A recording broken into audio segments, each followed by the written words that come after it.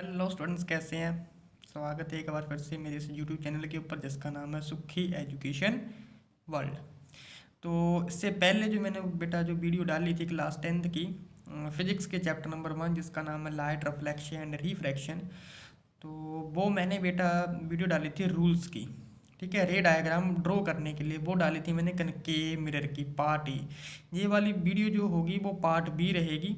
इसमें भी मैं रूल ही बताऊंगा कन्वेक्स मिरर के लिए। तो उसके बाद जो नेक्स्ट वीडियो आएगी वो आएगी बेटा रे डायग्राम के ऊपर। ठीक है, तो ज़्यादा टाइम ना लेते हुए चलो आए शुरू करते हैं बेटा हम आज की वीडियो। तो सबसे पहले आज की वीडियो जो है हमारे पास रे डायग्राम की होगी, सॉरी रूल्स की होगी, जिससे हम रे डायग्राम बनाएंगे। तो फॉर कन्वेक्स मिरर के लिए, इससे पहले हमने कनकेव मिरर के लिए ड्रॉ कर ली थी।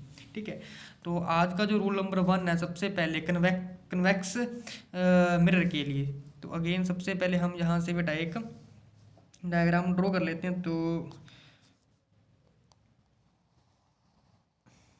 ये आगे हमारे पास बेटा एक कन्वेक्स मिरर, ये वाला हमारे पास जो लाइन बनती है ये वाली, ये यहाँ पर आ जाएगा पोल, ये प्रिंसिपल एक्सिस है हमारी।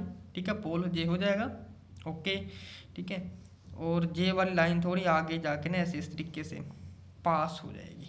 तो यहाँ पर भी फोकस होगा, तो यहाँ पर हो जाएगा सी, और अगेन यहाँ पर ही फोकस होगा और यहाँ पर भी होगा सी। तो ये वाला हिस्सा जो है इसका वो होता है बेटा पॉलिश, बाहर का जो उभरा हुआ हिस्सा होता है ये रिफ्लेक्टिंग सरफेस होता है।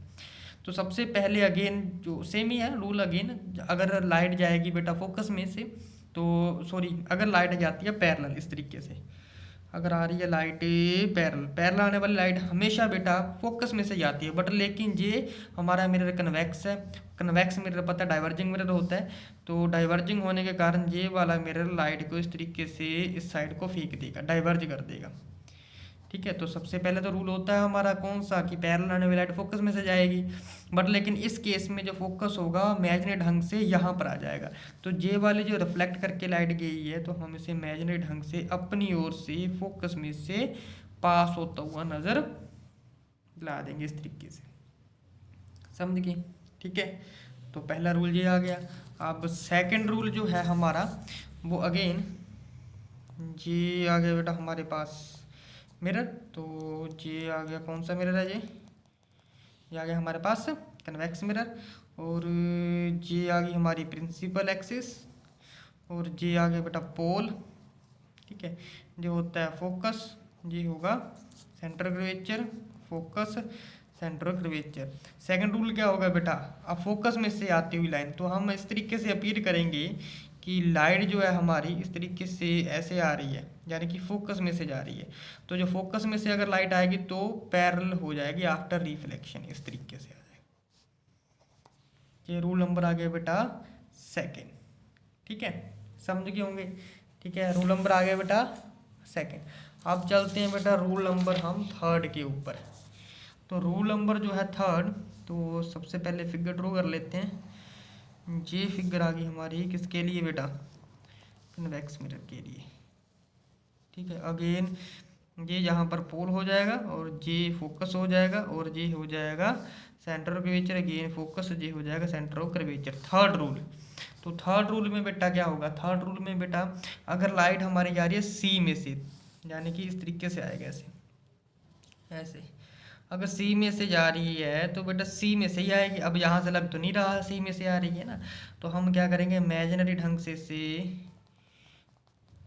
सी में से पास करा देंगे इस तरीके से। अगर सी में से जा रही है तो सी में से ही वापस आ जाएगी। ये रूल नंबर थर्ड हो गया बेटा।